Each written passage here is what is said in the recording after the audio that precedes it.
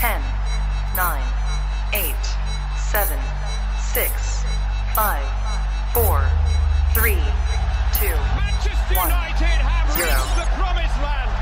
Good morning, everybody. Slow Sports Sam. I don't know why, but that comment made me laugh, Craig. I appreciate that. I'm here at 9:33. You know what I do every single morning. I keep you waiting. How are you all doing? Ten Hag, he's taking his first day in training. We're here with training pictures this morning. We're here with pictures of Erik Ten Hag on that 15mm grass, cut to perfection for slick passing. That's what we heard. I'm going to run through Erik Ten Hag's first day in training, all the reports that came out yesterday from Samuel Luckhurst and the Manchester Evening News, Ian Whittle from the Telegraph, and who else was it? David McDonnell from the Mirror? I think it was. Anyway, how are we all doing? I'm going to bring the latest on Frenkie de Jong coming out from Spain. Diario Sport, a front page of the newspaper.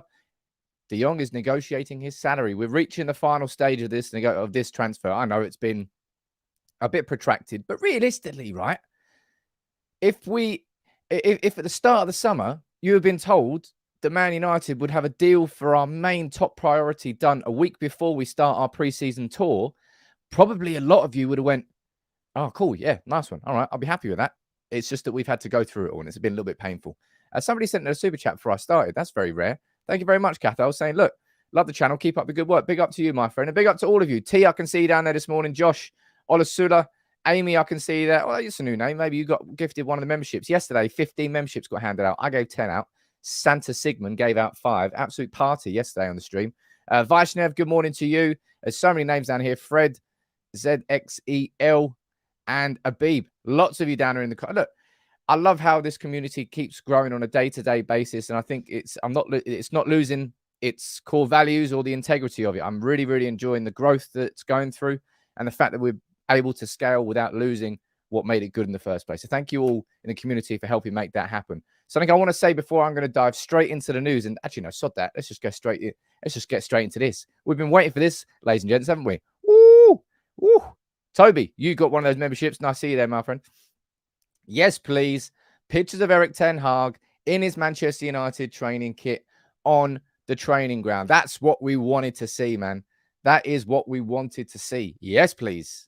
Look at that. Him and Mitchell van der Gag there. Him. Do you reckon Erik Ten Hag can still do a job in midfield?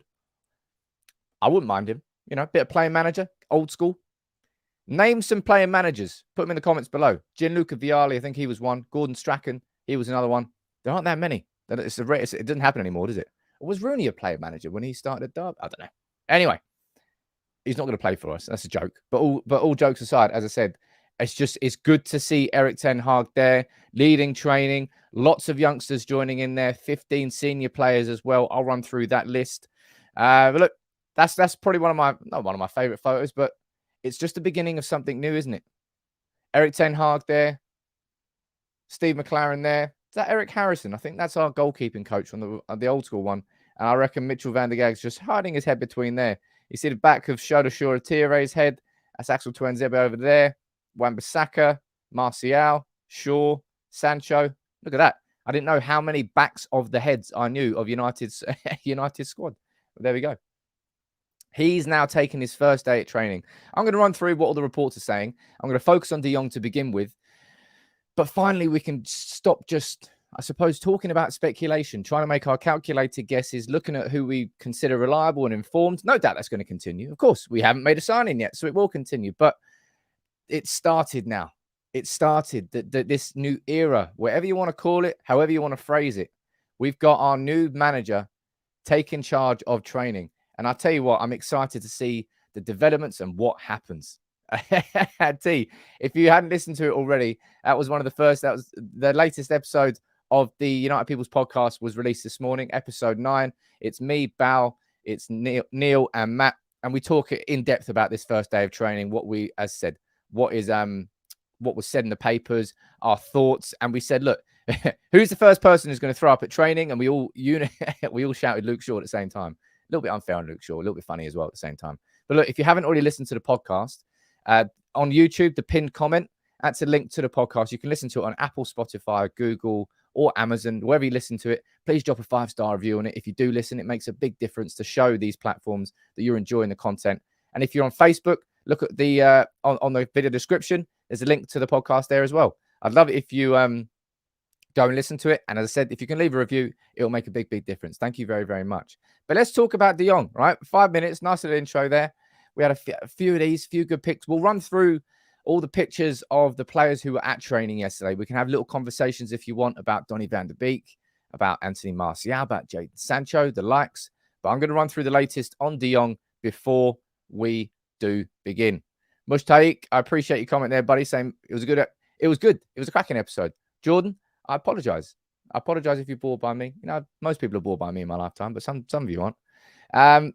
Let's go and let's get the updates, right? This is coming from Diario Sport out in Spain, saying that Frenkie de Jong is already negotiating his salary with Manchester United. And there is almost an agreement with Barcelona. I will run through the latest from Andy Mitten and Fabrizio Romano on that, but it's pretty much what I've already covered so far. The update is that we're talking about salaries. This is the front page of Diario Sport out in Spain today. We scroll down here. De Jong is negotiating his salary with Manchester United. And this is what, oh dear, this website keeps refreshing itself. Some websites are just poor. This is what it's saying on the, my God, look at what's going on to this website. What is this website? How can a website be so badly run or created these days? Anyway, in turn, De Jong is already negotiating his salary with Manchester United since there is almost an agreement with the clubs. And this second part here is definitely very important because Barcelona are on the verge of announcing this, of announcing their first economic lever. Let's go down here and see what it says. It said the club are poised to sell 10% of their television rights for the next 25 years for between 200 to 215 million euros. It really is such a, I mean, I don't care about Barcelona, but what a fall from grace. They've got to, as a football club, they're in such financial ruin that they're having to sell 10% of their future TV rights to get a cash influx now. That's how bad the situation is. But look, you can see what I've highlighted there. 10% worth 200 to 215 million euros, and it may be signed on Wednesday. We are in the final stages, right? We are in the final stages of what's going on here with Frenkie de Jong. We know full well that, and I've said this, I've maintained this quite a lot of the delays with de Jong have actually been out of United's hands, with Barcelona getting effectively what they would consider working with their hands tied behind their back until they got this economic lever. Their financial records have to be given for the end of the year, I believe, by the 30th of June. Next 48 hours. That's why everything has been said. It should be done by Thursday. It should be done by Thursday. And Malps, look, you're saying surely de Jong is coming this week. I don't know whether de Jong will be coming this week. Of course, I don't think he will because he's on holiday still. But the deal should be done. The deal should be agreed and the deal should be formalized and announced by the end of this week. If it isn't done, then something else has happened. What is with these websites? Look at that. Just starting an advert randomly after 2 minutes of me being on the website. Jesus Christ. But look, let's go over to see what Fabrizio Romano is saying there as well. DJG saying, would you collab with Flex and KG? I've got no problems with either of them. Are we following Barcelona, Sam? No, we're not following Barcelona. Saying sick and tired. Look, as I said, I guarantee you, right? Guarantee you. If at the start of the summer, I said to you, Man United will complete their first transfer a week before the preseason tour, and it's going to be our most important, our big priority signing. Would you be happy with that? Do you think you would have been happy with that? I think you probably would have. Seeing Liverpool and City be so clinical in the transfer market is a bit like watching Liverpool and City just be so clinical on the football pitch right now. You just have to look at them and go, fuck's sake. Why can't we do that? And it's kind of symptomatic, isn't it? What they're doing on the pitch and what they're doing off the pitch. It's frustrating how good they are at the moment. Chelsea, they haven't made any new signings. They've been going through an ownership change. Arsenal, they've got Fabio Vieira, who looks like he weighs about 3 stone 4. He's tiny. He's going to really struggle in the Premier League unless he puts some bulk on, no doubt. But Newcastle, they're starting to make signings. It's at this point where it has to start cranking forward. Of course, it's been dragged out daisy, but as I've said and maintained the whole way through as well, it's because we're Man United, man. When you're Manchester United, sex sells and so does Manchester United. And therefore, every single twist and turn has been exaggerated and escalated to a headline story. And therefore, you're more in it. You're more in the trenches, if you know what I mean, with the transfer story and the twists and the turns and the drags. The thing that I was frustrated about was Manchester United's dithering and delaying between the first bid and this situation now. I think that could definitely been slicker. Sivan, you're saying, hi, Sam. Thanks for your updates and all you do for us watching from South Africa. How you doing, buddy? I'd love to visit South Africa at some time. De Jong deal must be done so we can move on. Absolutely. Michael, you're saying, look, any other window, you'd be happy with the signing this week. Things just look worse as our rivals have found their signing so early. As I said, the way that City and Liverpool are operating on and off the pitch right now is just, you can't help but look with envious eyes. And you just hope that in a few years' time, that table's turned and the football cycle has switched around and United are heading I think we're heading in the right direction now. It's baby steps. Josh, you're saying I'll be happy as long as we sign players before the start of the season. We're always slow in the market, always will be. I mean, obviously, if you're going back to when we weren't slow in the market, that's back in Fergie days. Back when you could just sit there on deadline day with a can in hand, feet up, just laughing at other clubs because they're scrambling around for signings. But United never did that. But now we are. Let's look at what Fabrizio Romano is saying on the situation and Andy Mitten as well. Andy Mitten's an important one, I think. So Manchester United had a new direct contact with Frenkie de Jong. After a 65 million new verbal bid, Barca are asking for 85 to 86 million. So that's 5 million more than what Ian Whittle was saying from the Telegraph and the Times on Sunday night. 80 million euros was a deal that he said. So maybe United have just added an extra 5 million in bonuses if he reaches the Ballon d'Or top 10, if United win the Champions League or something like that. Not easily achievable add-ons.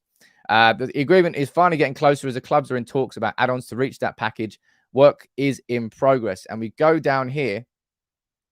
And, oh, look at that. Freddie, I didn't know that. So, look, first time in a long time, we've had 1,000 viewers on Facebook. Keep it up. Nice one, man. Look, everybody's sort of coming out of the... I don't know how to describe it. There's just been... United fans, I've witnessed it. I always witness it. I can gauge the mood among United fans quite easily in from a day-to-day and a week-to-week basis. Because I cover and report everything on United, I understand how United fans are going to take it. And it has been a frustrating time. But as I said, it's about to end in Frenkie de Jong joining Manchester United before the preseason starts. And we've got Erik ten Hag taking charge of his first training session. Things are now moving. The wheels are turning and we're heading in the right direction. And I'm excited for it. Now, let's read through Andy Mitten's update on Frenkie de Jong. And then I'll head down and I'll read a few of your comments. Man United step up talks with Barca for Frenkie de Jong as Erik ten Hag takes the reins, baby. Let's go down here and see the top update. It said Ten Hag's number one target is Frenkie de Jong, and negotiations have stepped up. United and Barca are getting close to a deal which will see him join Manchester United. He goes on and explains what happened at the start and how it's kind of gone through the situation. De Jong, I'll go down here. With De Jong, let me just highlight that for you so you can see what I'm talking about. There we go. With De Jong, talks have intensified in recent weeks with United firmly understanding that Barca are willing to sell the player. This part was quite interesting. Is that the first time I've heard this, and this is from Andy Mitten. He's saying United put in an initial offer for the 25-year-old at the start of last week and a second one at the end of last week. So maybe I've been slightly unfair on Manchester United because I said, I think the reports came out not Friday just gone, the Friday before. No, was it 2 weeks? I think on the Friday just gone, it was 2 weeks since our first bid. I don't really understand that timeline. But he's saying that a second offer did go in, so maybe that wasn't really getting reported. But I don't really care anymore. I'm the same as you. At this point in time, I just want to see this bloke holding up a Manchester United shirt. That is all we want to see. And we're on the edge of it, right? We are on the edge of it. Charlie's joining because he was late. He's at the doctor's. Come on, man, you got to prioritize. Okay, prioritize your health. I'm only joking. Lots of you talking about defensive midfielders in the comments. Geez, I mean, you know what I think about that. Viva Ronaldo, do we actually have money for these players, though? Of course, we've got money for De Jong. And it's something that we talked about in quite a bit of depth on the podcast yesterday. Bao was asking the question. He goes, look, you could have gone out and signed Antony or Martinez or Timber or anything before you got De Jong. But Man United may have been left in a situation where we therefore didn't have enough money for De Jong. Bit odd. It's something worth considering. And I've sort of, I'm still waiting to do the video I've been waiting for a long time to do on Frenkie de Jong and how important a signing he is. But of all the players that we're linked with this summer, all of them are replaceable and alternatives can be found for all of them apart from Frenkie de Jong. He is the only player that we've been linked with this summer where there really is no alternative. There's nobody else that will do what he will do for Erik ten Hag. And that is why we really have just focused on him with like a laser sight. And it's why eventually we're going to get our man. And Neil mentioned this in the podcast yesterday as well. As I said, it's honestly, if you've not listened to the podcast, I like to think it's one of the best out there. Of course, I'm going to think that. I'm a bit biased, but it's genuinely just a nice chat between four long-time United fans about United. And I think, judging by the content that we do on here, I think you'll enjoy that too. But Frenkie de Jong, man, I'm excited as hell. The excitement's starting to build now. I've reached that point. Cool. I might have egg on my face if the deal collapses and everything. But at this point, I'm going to be so surprised. I see it as a case of when and not if, and it should be this week. Joseph, I'm sure that there is a lot of things going on that we're not aware of. I think that's a good thing. And I've stood by that as well. I'd love to not know anything about a signing until, boom, we've made that signing. Out of nowhere. Surprise us. And I hope that's the case with a defensive midfielder. I really do. Because I do fear about that. I went as far as to say that I feel that Ten Hag is kind of doomed if he doesn't sign one to partner this guy. I stand by that. That's how big a weakness we've still got inside that squad, even if we've signed De Jong. But maybe Erik ten Hag sees it differently.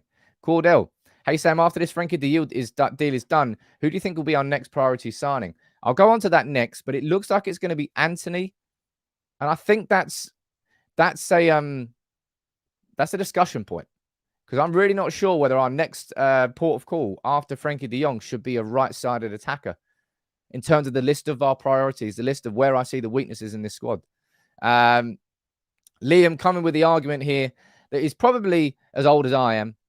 My dad was a United fan. I grew up with it.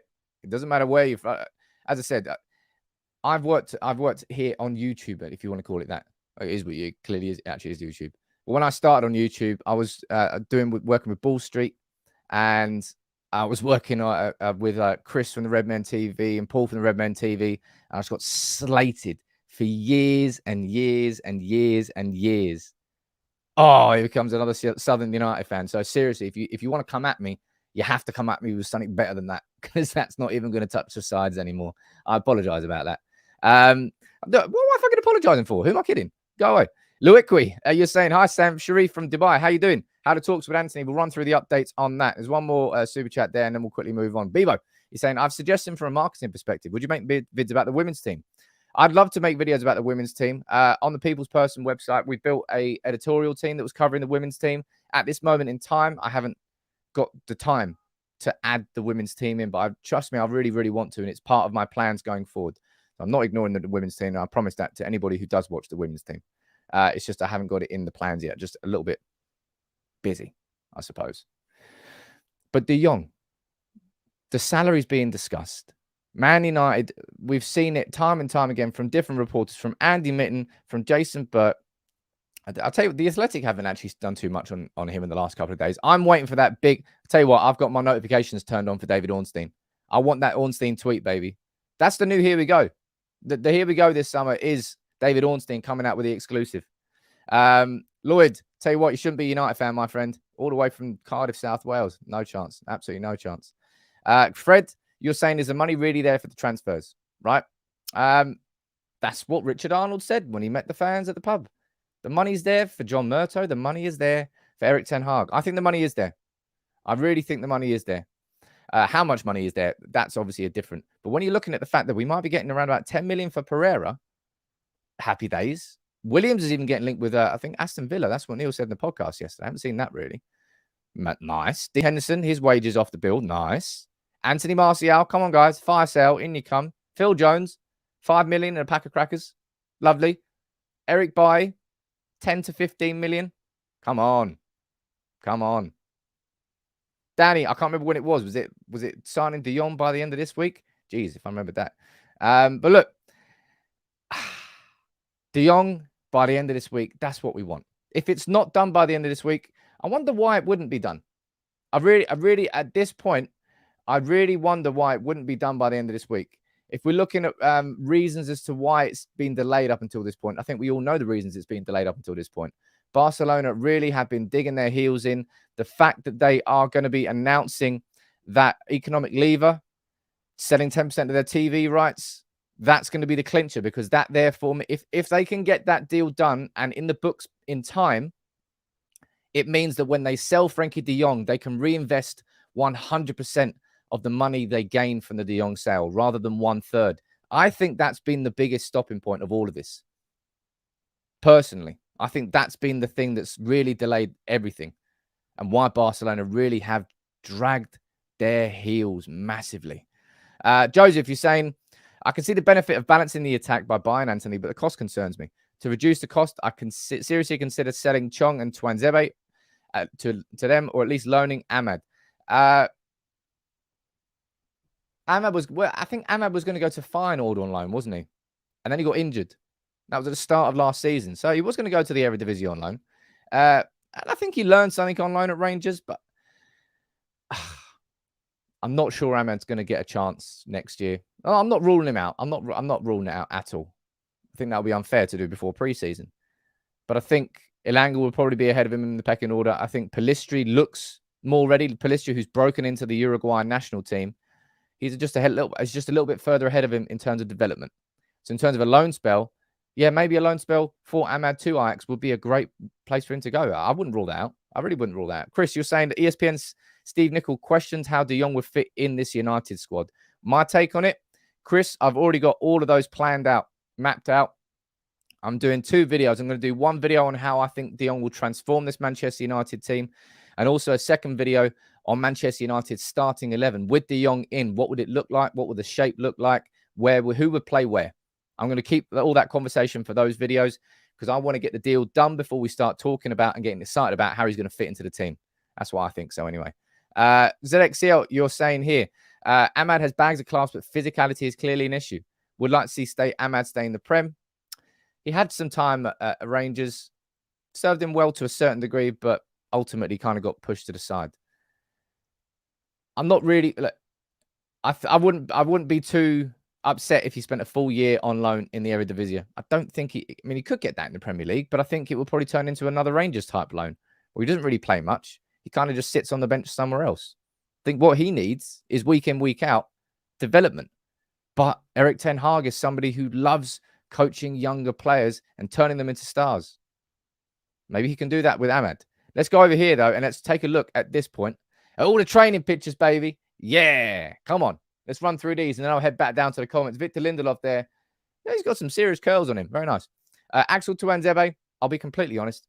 I would be surprised if he's here at the start of the season. But maybe I'm wrong. Maybe I'm wrong. The thing that I always felt sorry for him because injuries really stopped him from coming through into Manchester United's first team when the opportunity was there. Maybe he's going to get one more opportunity under Erik ten Hag. But who else we got down here? We've got Phil Jones. Yes, it's 2022. Yes, Phil Jones is still a Manchester United player turning up for preseason. I don't know about that. Just someone just buy him. No offense to him. But come on. How can you... Not that I'm offended by Phil Jones being there, but just this is supposed to be the start of something new. And I don't want to look back and see Phil Jones waving at me anymore. No offense. I think he can go elsewhere, be like Johnny Evans when he left Manchester United. Go on. He'll have a good few years somewhere else, probably in the Premier League as well.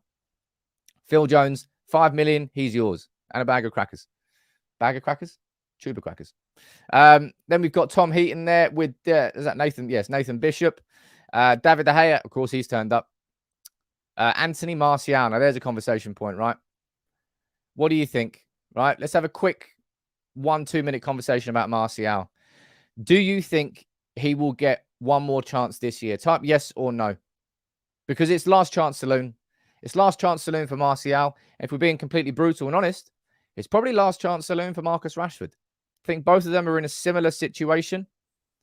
And I think because Manchester United have a finite budget this summer, because Manchester United probably won't be able to sign a true backup to Ronaldo, I think Martial might be kept simply because we can't really bring in the alternative. Lots and lots of you are commenting here. I would say, honestly, you're probably looking at about maybe a 60-40 split, 65-35. Quite a lot of you are saying yes. But look, T, you're down here. We spoke about him in depth on the podcast yesterday. Accidentally, we just got stuck in a conversation about Martial. Had 2 great years. First year under Van Gaal and 2019-20 under Solskjaer. When it was him, it was Rashford, it was Greenwood, when they got 70 goals between them. But Martial, man, again, I'm going to put him in the same category that I would put Paul Pogba. It might work out. It could possibly work out, but I can't be asked. I'm emotionally spent on Antony Martial. I've given enough oxygen and energy to the what about Martial debate. So I would personally rather just park it, sell him, get some money, move on, add him to the what if pile. But I tell you what, it might well just be the case that Manchester United don't have the finances to be able to adequately replace him in the squad. So he might get one more season. We'll find out, eh? I suppose we'll know by the end of pre-season. Maybe Erik ten Hag will be asked about him in his first press conference, which I'm guessing is going to be some point next week. But Antony Martial, he turned up at training yesterday. Seemed happy enough, but Martial. Then we've got, who is this? Noam Emram and Bjorn Hardley here. A couple of the younger players joining in. That's Charlie Savage there, of course. And there's Alejandro Garnacho. Now, with Alejandro Garnacho, something I want to pull up here is this. Garnacho was due a longer holiday because he joined in with Argentina's under-20s. But instead of taking that longer holiday, it looks like Alejandro Garnacho is taking it upon himself to be there on day 1 of pre-season. That's the right attitude. It's the right approach. And if you think about it, it's the best time for him because there were only 15 senior players there with Erik ten Hag, Steve McLaren, and Mitchell van der Gaag yesterday. Lots of youngsters, lots of under-21s players, and some under-18s who joined in as well. And they would have had the focus of the manager. It would have been their opportunity to really show the manager what they're all about because there's less players for them to be distracted by. Garnacho, I'm really excited to see what he can do because I think the thing that changed it for me with Garnacho was that performance in the FA Youth Cup final. I think if you watched Garnacho with the under-18s all year, really exciting player. And as the competition progressed and went on, I think was it Wolves in the semi-final where he put in man of the match performance at Old Trafford when we won, and we went to the final. I think it was against Sheffield United? I think it was, and it was a really physical game. I think it was 1-1. And then Garnacho, did he come on? Anyway, last 20, 30 minutes, Garnacho in front of 60,000 people at Old Trafford, the biggest game of his young career to that point, played with such a swagger and such an arrogance. You know, there's certain individuals you watch where you know he could pass to somebody else. He doesn't want to. He just wants to take it on himself. And he did that, won the penalty, buried the penalty, then scored a solo goal, made it 3-1, game over. He really, look, Glenn, I wouldn't say he was incredible in that final. He wasn't incredible in that final, but I think he can, I think he completely, it was not Sheffield United. It was the fact that when we last played in the FA Youth Cup final, that was Sheffield United because Harry Maguire was in that. That's why I got confused. Thank you. But Garnacho, in that last point in that game, in the game where we needed somebody to step up and decide it, he stepped up and he decided it. Very exciting. And that for me showed he's got that level of maturity and he can step up. And that's important, man, because you can do what you're going to do at under 18s, but then what you're going to do at under 21s, what you're going to do in the Premier League is a completely different ball game. In the biggest game to his career at that point, he stepped up. I'm very excited to see what he does in pre-season. It was Elanga and it was Pellistri who really impressed in last pre-season. Let's see what Garnacho can do in this one. Let's go out and see who else was joining in there. You've got Shola Shoretire. You've got Alvaro Fernandez there in the background. You've got Wan-Bissaka. You've got Luke Shaw. And, of course, you've got Tahith Chong. Heath Chong, eh? Somebody that I suppose we've kind of forgotten. No one's really talking about anymore. Shola Shoretire, right? No, sorry. Both of them, I suppose. Shola's definitely put on a bit of bulk. That's for sure. He's definitely beefed up a bit. We had a conversation about him yesterday.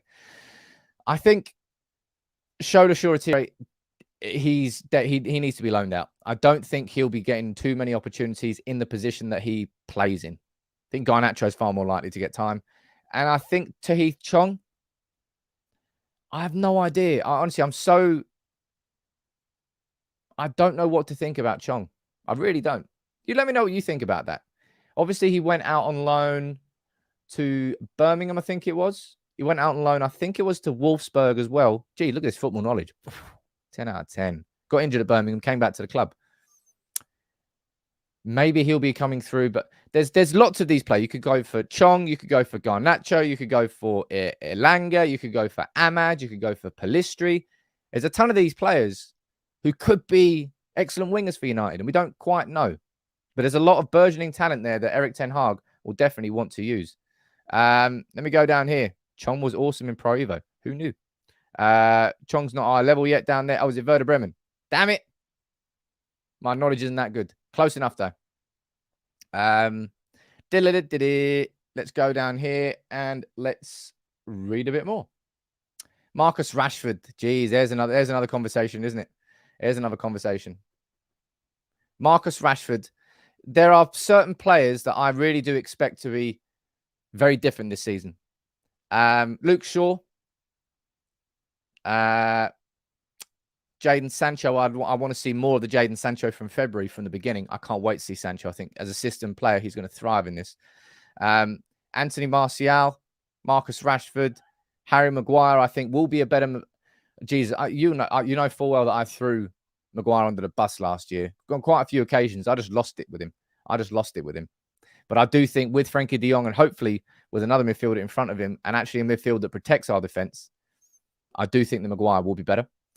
But Rashford's really got to be better. I think if he doesn't perform this season, we sell Rashford next year. What do you think? I don't know. I don't think that Rashford can be afforded another year of underwhelming performances and for us to just to brush it over because he's from Manchester United's academy.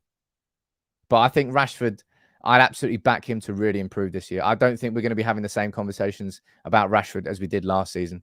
Mushtaq, you're saying that really expect Rashford and Sancho to show up this season. I completely agree with that as well. Everyone will improve. Yeah, everyone probably will improve for sure. Go down here. Ghana needs and deserves a run of games. Ben, you're spot on there. He will be part of the preseason. I'm interested to see how he gets on for sure. Right, Marcus Rashford's there, and I know there's one player you're definitely looking forward to seeing. It's not Ethan Galbraith. No offense to him. Charlie Wellens, Zidane, Iqbal, and that's Will Fish there over there. Let's go. There he is. There's the man. I think not everybody, but this is the most intriguing player I think that we want to see. And that's Donny van der Beek. Nobody knows what to expect with Donny this year. Nobody. I think I'll do a separate video on him at some point before the preseason starts. We'll have a conversation about Donny van der Beek when the time is right. I'm excited about Donny but at the same time, I'm intrigued. I'm intrigued to see whether 2018-19 Donny is still in there. Top 20 Ballon d'Or finishing Donny van der Beek is still in there. I think Ten Hag will obviously bring the best back out of him. I mean, look, I was joking about it on the podcast. I was saying he must have had 7 alarms set for the morning because Ten Hag's going to be in. He wants to be there on time. He knows more about Ten Hag and how meticulous he is. So he would have been there early doors, ready and raring to go. But the idea for Donny that after 2 years of what has been it's been a stall to his career, all of a sudden, one of his busy mates in Frenkie de Jong is going to be joining Manchester United and his former manager at Ajax as well. That's heaven. Happy days for him. So we don't see the best from Donny in that situation. We never, ever will. Van der Beek will have chemistry with de Jong. It's Bruno that may miss out. Bruno is going to, if you're talking about players who didn't perform last year and players who I think will shine and improve, Bruno Fernandes, man. Try and rule Bruno Fernandes out at your peril. Seriously. He had the season that he had last year, and still only Trent Alexander-Arnold created more opportunities in the Premier League than Bruno Fernandes. In that team that we had, that dysfunctional, still, he was the second best chance creator in the entire Premier League. People, if you're trying to write Bruno off just because Donny's there, and just because Bruno really underperformed last season compared to what he did the year before, you're fools. You really, really are fools. He's going to be incredibly important to this Erik Ten Hag team. Watch this space. Jibak, I'll be shocked if Harry Maguire fits into Ten Hag's high line and pressing system. He's too slow to play there successfully unless Ten Hag starts playing. Ten Hag is not going to be playing a low block. That is an absolute given. He will play a high line. It's part of his system. Make the pitch smaller. It makes the press better. He won't play the low block. It will give teams way too much space and opportunity to get out of the press. So Harry Maguire is going to have to adopt and adapt. You're looking at the defenders we've got. Varane's your starter. Who plays alongside him? It's all to play for. We might sign Martinez. Hell, we might sign Martinez and play him in central defensive midfield. That's a conversation to have. That really is a conversation to have. But Joseph, you're saying, look, if we buy a defensive midfielder to play alongside De Jong, I can see Frenkie having a greater positive impact to the team than when Bruno did when he turned up. Wow. That is a bold shout. But we know full well the impact that Bruno Fernandes had. I've said it. He dragged us out of the mud. He pulled us up like that and got the club afloat again. Didn't take us to where we wanted to be, but just got the club a little bit more stable. Frenkie de Jong is the player that can lift everybody up like that. It should be a collective lift. I think it will be transformative. That's why I'm waiting for that video. I really am. Gungshi, as always, man. By the way, Gungshi, after all these slide into my DMs on Twitter, man. Let me send you I want to send you a shirt as a thank you for all the super chats you keep sending. Let me send you something back. So slide into my DMs and you can send me an address and I'll get one sent out. Despite the frustration, says Gungshi, of the transfer window, I'm more excited about the coming season than I have been in years. All these players have so much to prove under Ten Hag. It's going to be fascinating to see how it unfolds. It is fascinating. It is exciting. And it's not just excitement for the sake of excitement. Whether it's, I don't know, whether it's Donny van der Beek you're getting excited about, whether it's Jadon Sancho you're getting excited about, Antony Martial, I don't think that many people getting excited about him. Definitely not Wan-Bissaka. Ahmad, you've got Nathan Bishop, look at that, man. But you've got them all working under this man. It's all going to be different. It will be different. And as Fred says here, look, you can basically pick any member of that first team squad and expect them to improve. Ten Hag is a very good coach. Top level, and he's on the way up. Ten Hag hasn't achieved what he's wanted to achieve yet. He wants to achieve that at Manchester United. And having that ambitious drive from him will drive these players forward. Rangnick didn't have that. Rangnick came in as a supply teacher. He tried to please people as much as possible and do what he could do in that short space of time. Ole Gunnar Solskjaer, he was in dreamland. He tried to do what he felt was good enough, but ultimately players took advantage of that kind nature of his because he came after Mourinho and the hard taskmaster that Mourinho was and the fractures that caused. Man, I'm excited. Eddie, you are definitely probably on your own when you're saying this. If you don't care about De Jong, I really just don't think you've thought about it enough. I don't think, as I said, I think very quickly, Frenkie de Jong is going to become a fan's favorite because he'll operate differently. He'll actually play football. He'll want the ball. He'll turn and face it. He'll run into space and give me the goddamn ball. And there are very few players in this Manchester United midfield that have done that for so long. That's why we've been so shit at playing out from the back. Because De Gea passes it to Maguire, who passes it to Shaw, who passes it to Sancho, who passes it to Shaw, who passes it back to Maguire, who then tries to get it through to McTominay, but that gets intercepted. Or if that doesn't happen, it goes back to De Gea and then gets hoofed. McTominay and Fred, they don't show themselves enough to the ball. It's a big problem that we've got. And De Jong will change that. Warren sending in petrol money. Man, petrol is insane. The British, I'm sure it's the same everywhere around the world, but the British government are just taking the piss. The amount of profit that these companies are making, and they could just cut the taxes and cut the subsidies on petrol, But no, spiraling into the biggest living crisis, financial crisis that I think definitely that I've ever lived through. It's been there for a long, long time. Frenkie de Jong will fix it. He won't fix it on his own, right? He will not fix it on his own. There's more that needs to happen.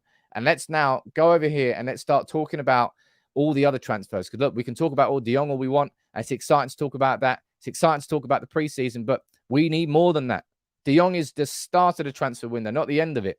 We go over here and Fabrizio saying the latest on the Antony situation. You know, new contacts will play soon. We've heard that Manchester United will be in contact with Ajax this week. Maybe the bid will go in. He wants an exit. Ajax want 80 million. I mean, that's just like, get fucked. You know you don't want to get 80. That is exactly the same as Barcelona saying they want 100 million for Frenkie de Jong. What's happening? They're not getting 100 million for Frenkie de Jong. Invest Talk saying how much is a litre of petrol? I've got diesel, and diesel when I last put it in was 197.9, so nearly £2 a litre. It is a joke, and I feel sorry for anybody who has to like drive every day quite a long distance as part of their job. It must be insane how much it is right now. Look, $2 a litre out in Australia. It's ridiculous everywhere around the world. It really is. But back to Antony, and let's not get into a political conversation about petrol, because that's a bit more boring than me talking about football. And that really is. 80 million. Just get screwed, man. Ajax over here. This is Ian Whittle at the Telegraph saying United told that Antony and Lisandro Martinez will cost 130 million. And he's putting pounds there as well. I don't know whether he's using the wrong, he's accidentally used the wrong symbol there. But I did a video last Friday on exactly that, on the fact that we knew that it was going to be 130 million. It's just a lot of dough. Let me go over here on Twitter. I can see a few of you trying to say that something's breaking over on Twitter. Let me see if you're lying or not. For some reason, quite a lot of people just like to lie in the comments. I don't really know what you gain out of that. Well, you know, it's up to you. Oh, no, you're not lying. There you go. Sky, or Slow Sports News, as it's now commonly known. This is what they're saying.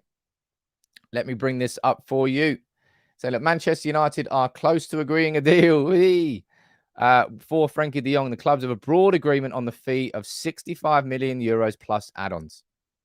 It's the exact same thing that we've already ran through this morning there from Andy Mitten, from Fabrizio Romano. It's done. Well, it's not done. No. Let's pretend I didn't say that. But we're looking good for it being done this week. That's what everything said on Sunday. That I brought you that Sunday stream because I was excited by it. Everything has moved and continues to move in that direction. It's good. What I'll quickly say before we head through this article, if you're new here, please drop a like on the video. I love this community and how we keep growing it. Gungshi, make sure you slide into my DM so I can get one of these shirts sent out to you. I gave one of these shirts away last week.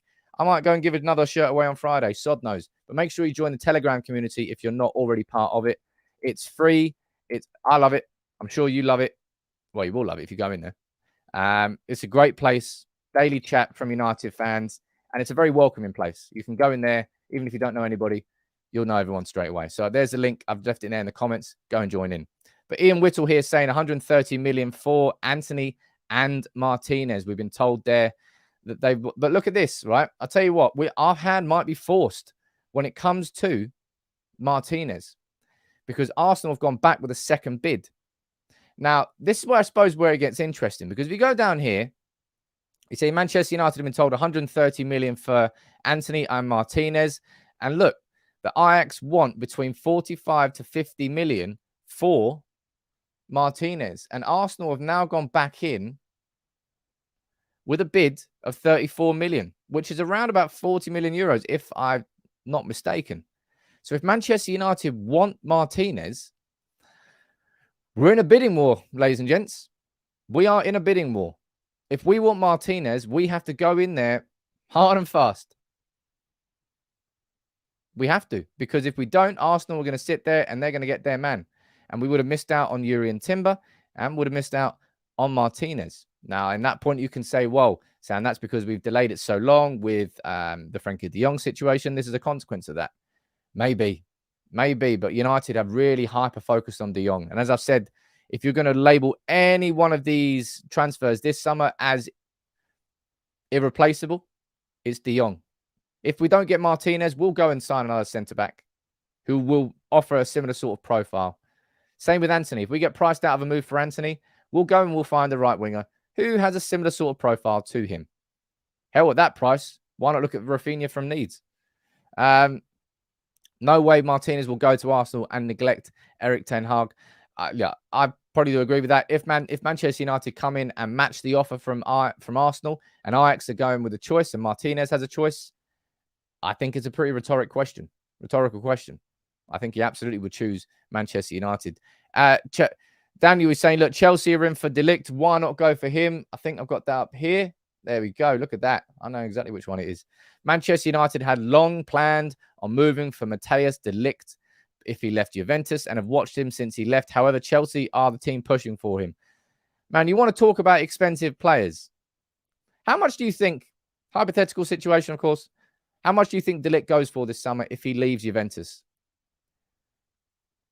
80, 90 million? I have no idea. I'm plucking figures out of my head because I literally have got absolutely no idea. But if we're balking at the idea of signing Martinez for 40 to 50 million euros, you really think we're going to go in for Matthias De Ligt? It's just going to be stupid money. Absolutely stupid money. Look, Daisy, I do not disagree with this. In the same way that De Jong was the architect of Ten Hag's midfield in that Ajax team, De Ligt was the architect of that defense. Would be an insane signing. But as you can see from down here in the prices, it's going to be an insane amount of money. Insane amount of money. There's no way I think that we go in for De Ligt. Not a chance. Just far out of our price range. Even on Football Manager, you might struggle to get De Ligt and De Jong and everyone else we're looking out for. If we do get Martinez, I can see him being used as a defensive midfielder. Josie, if you ruin one of my videos I was going to do this week, I'm joking.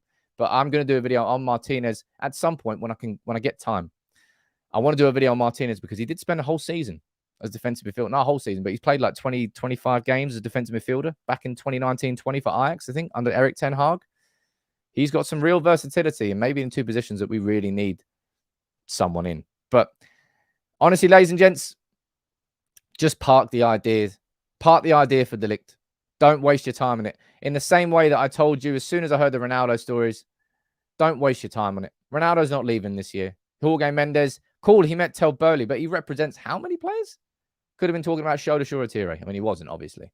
But there's no way that Ronaldo's leaving this year. And I would put it in the same category. There's no way that we are going to sign Matthias De Ligt. I'll happily eat my words, but we simply put will not be able to afford that. I don't think so anyway. What else we got down here? I'll tell you what's gone all a bit quiet on the Western Front, eh? Christian Eriksen. Basically, Christian Eriksen is sitting there and he's deciding, I told you, between lifestyle or ambition.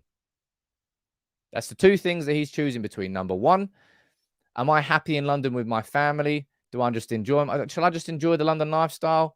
Happy with a decent Premier League team, mid-table, playing week in, week out. Not really going to win any trophies, but I'm just happy playing Premier League football. Or does he have ambition? Does he want to play for Manchester United, try and get himself back to the elite level of football? What does he want? It's one of the, that's the choice he's making. He's not choosing between Brentford and Manchester United and which is the better football club and which is a bigger football club. That's not what he's doing. He's choosing between lifestyle and he's choosing between ambition. And that's probably where the delays are coming from. Joseph is saying, look, the will cost 80 million. Be a direct swap for Maguire. That's a great deal. Everyone wins in that sense. Everyone wins. Juve, man, come at me. It's a great deal. Our new coach is really discipline reports. Yeah, okay. That's good. That's a strange comment. With the share price plummeting. That's a hard thing to say. Forget some or most of the wish list. Our budget will be in between. It's somewhere between 100 and 150 million, and no one really goddamn knows. But that's going to be supplemented by Pereira leaving, Henderson leaving, hopefully Jones leaving, hopefully Bailly leaving. Martial will probably stay. I think Bailly's definitely got to leave. He's not happy enough for the amount of wages that he has. He won't get game time. He just won't get game time. Not with Varane, Lindelof, and Maguire, and probably a new centre-back coming in. And if Tuanzebe stays, Bailly's got to go. Bailly's got to go. Chelsea been quoted 70 million. Honestly, peeps, park that bus, park that conversation. There's no way De Ligt comes in. As I said, I'm going to be happy to be proven wrong. But if we do all of a sudden go after De Ligt, I'm going to be very, very surprised by Manchester United. Any news on outgoings? The only news we've got is Fulham and Pereira, around about 10 million euros for him. Fulham, I love you, by the way. I absolutely love you. Apparently, Brandon Williams getting linked with Aston Villa. I need to look into that a bit more. But nothing really on Jones or Martial or Bailly. And they're the important ones. In my opinion, they're the important ones. But look, last couple of minutes of the show, as I always do every single day, I'll answer as many of your questions as possible. If there are things that I haven't said, you let me know in the comments. Or there are questions you want to ask me. It can be about anything you want. You let me know in the comments, and I'll do a quick run through for everybody who's just joined in. Episode 9 of the podcast is now out and available on YouTube. It's the pinned comment. On Facebook, look at the description of the video. There's a link. It's down there. It's on Spotify, Amazon, Apple, and Google. Go and listen to that. I'd love you to. It's really, really good. But we are in the final stages of this De Jong situation, negotiating his salary, which is supposedly in the region of around $350,000, which is around £290,000. But no one really, again, that's pure speculation. It's the same thing with any salaries, really. You look at 5 different reports and they've all got a different number. It's almost like they're all guessing. But I don't think salary will be too much of an issue, and hopefully it'll be thereabouts with what Bruno's on. That's what I'm hoping for anyway. But that's the situation there. Andy Mitten, he gave his update on the situation. It really is getting to the final stages. It really is getting there. And because Barcelona have agreed a deal with 6th Street to sell 10% of their economic rights to their TV worth 200 million plus euros, it should be a case of that being registered within the next 48 hours, which means that when they register the De Jong sale, it goes down as pure profit, and they can then reinvest that money. That's what they want. Gvardiol looks like he's going to be staying there. I don't think that's going to be happening anytime soon. Matthew, do you reckon if it all goes well with transfers and such, do you think a title-winning team is getting closer? Of course it is. I mean, it can't get any further away. I mean, it probably could get further away than we were last year, but it really felt distant last year, beyond belief, let alone the fact that we were 35 points behind City. We shouldn't be having a conversation about titles yet. We have to just, I don't know, we have to lower our ambitions maybe as fans for next year and just say, look, we are going for finishing next year with Champions League football and maybe a nice cup, winning the FA Cup and getting in the Champions League and a nice deep run in the Europa League. That would be good. Sod it, win the Europa League as well. Sod it, win the FA Cup. Why not? A cup double. And then we're in the Champions League next year. It's all about getting into the Champions League the year after. For the progression that we need, we have to get Champions League football next year. Gonzalo Inacio from Sporting as a possible centre-back target. Going to add him to the 100-plus names on the list, my friend Nadro, because there are so many. Liam, you're saying, what 3 youth players do you think have biggest chance of getting into the first team? Garnacho. I would say Alvaro Fernandez. And I would probably say Hannibal Mejbri as the number 1. I think out of the 3, Hannibal is the most matured. Played 2 international senior tournaments with Tunisia. He's ready for it. And he can step into the Mata and the Lingard minutes that they got. Alvaro Fernandez, I think he absolutely should be getting opportunities. He's a really, really properly progressive, modern fullback.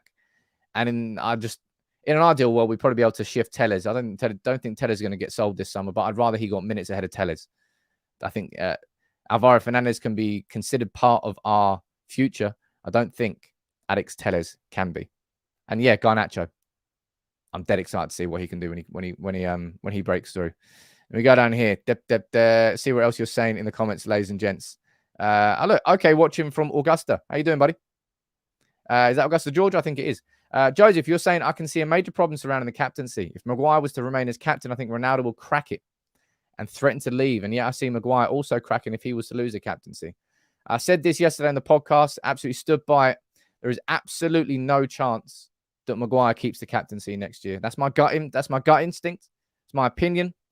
That may be wrong. But I just do not think that Erik ten Hag will go into that era, his brand new, doesn't matter what's happened before, he won't just give it to, he wants to choose his captain. And it won't be Harry Maguire. And if it is Harry Maguire, I'm going to be so incredibly surprised. Jonathan, you're saying Hannibal and Garnacho are certainties. Shoretire, I think Shoretire is going to be a year-long loan before he comes and breaks through. I think he's just a little bit behind in that sense.